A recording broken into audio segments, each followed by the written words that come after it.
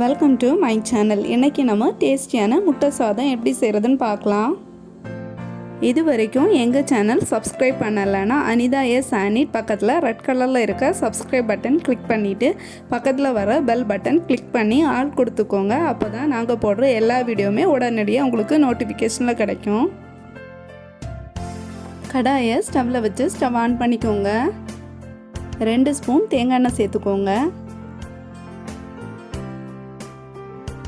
எண்ணெய் சூடானதும் 1/2 டீஸ்பூன் கடுகு சேர்த்துக்கோங்க.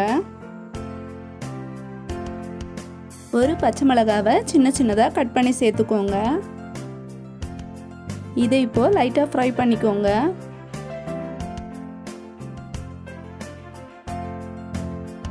ஒரு பெரிய வெங்காயத்தை இந்த மாதிரி சின்ன சின்னதாக கட் பண்ணி சேர்த்துக்கோங்க. இதையும் நல்லா வதக்கிக்கோங்க.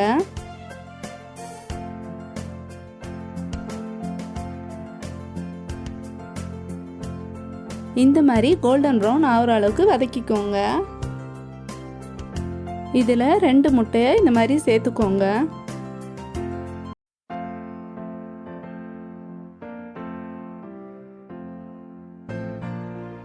முட்டையை நல்லா வறுத்துக்கோங்க.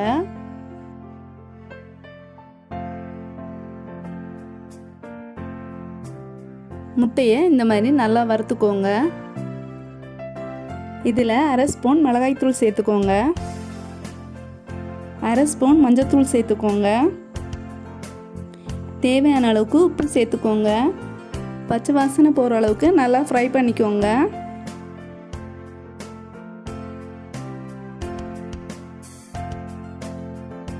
இந்த அளவுக்கு நல்லா ஃப்ரை பண்ண பிறகு எடுத்து வச்சிருக்க சாதத்தை இதில் சேர்த்துக்கோங்க. வீட்டில் சாதம் இருந்துச்சுன்னா எப்போ வேணாலும் இந்த முட்டை சாதம் நீங்கள் செஞ்சு சாப்பிடலாம். குழந்தைங்க இந்த சாதத்தை விரும்பி சாப்பிடுவாங்க. நீங்களும் வீட்டில் குழந்தைங்களுக்கு கண்டிப்பாக செஞ்சு கொடுங்க. ஹை ஃப்ளேமில் வச்சு இதை நல்லா மிக்ஸ் பண்ணிக்கோங்க. சாதத்துக்கு ஏற்ற மாதிரி முட்டை அதிகமாக சேர்த்துக்கோங்க. இந்த அளவுக்கு நல்லா மிக்ஸ் பண்ண பிறகு சின்ன சின்னதாக கட் பண்ணி வச்சுருக்க கொத்தமல்லியும் கறிவேப்பிலையும் இதில் சேர்த்துக்கோங்க. இதையும் நல்லா கலந்து விட்டுக்கோங்க.